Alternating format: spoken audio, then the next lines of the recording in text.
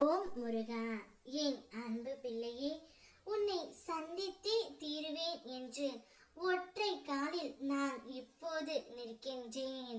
நீ கேட்கும் வரை நான் இங்குதான் நிற்பேன் பிள்ளையே.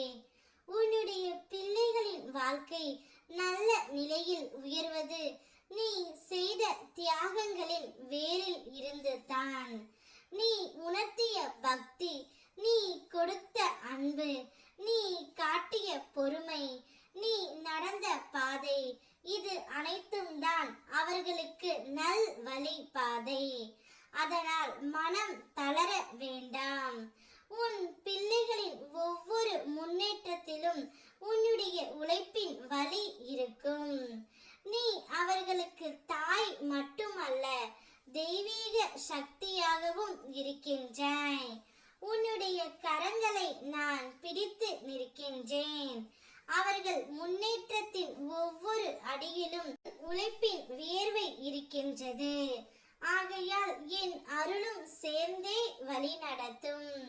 இதுவரை நீ உன் வாழ்க்கையில் செய்த நன்மை, உன் தர்மம், உன் அன்பு மட்டும்தான் உன்னோடு பிணைந்து இருக்கும்.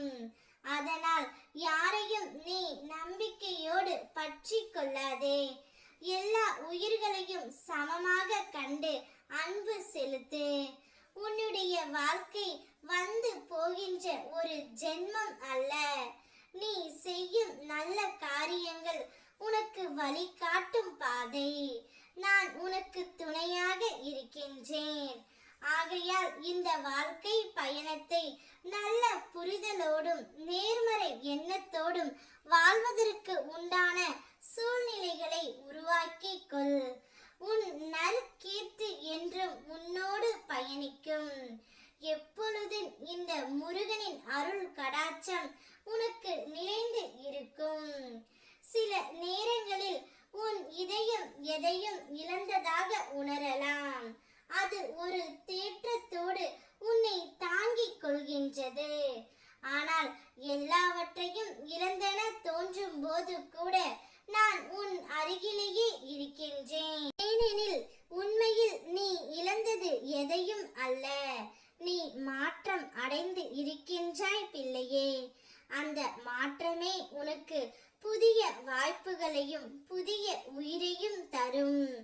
வதந்திகள், குற்றச்சாட்டுகள், தோல்விகள் எதுவும் உன் எதிர்காலத்தை முடிக்க முடியாது.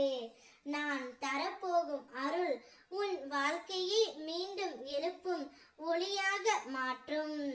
உன்னை பற்றி மற்றவர்கள் புறம் பேசுகிறார்களே, கவலைப்படாதே. அது அவர்களின் கர்மம், அவர்களின் குணம். நீ அதனால் மனம் கலங்க வேண்டாம். நீ செய்ய வேண்டியது உன் செயல்களிலும் நல்ல எண்ணங்களிலும் கவனம் செலுத்துவதே. மற்றவர்களின் வார்த்தை உன் விதியை மாற்றாது. உன் நம்பிக்கை, உன் நன்மை, உன் பக்தி தான் உன் வாழ்வை உயர்த்தும். நீ அமைதியாய் அன்போடு இருக்கின்றாய் என்றால் உன் கர்மவினை சுத்தமாகும். என்னுடைய வேல் இருக்கையில் உனக்கு இனி எந்த ஒரு நல்லதும் நடந்து கொண்டே இருக்கும். ஓம் முருகா.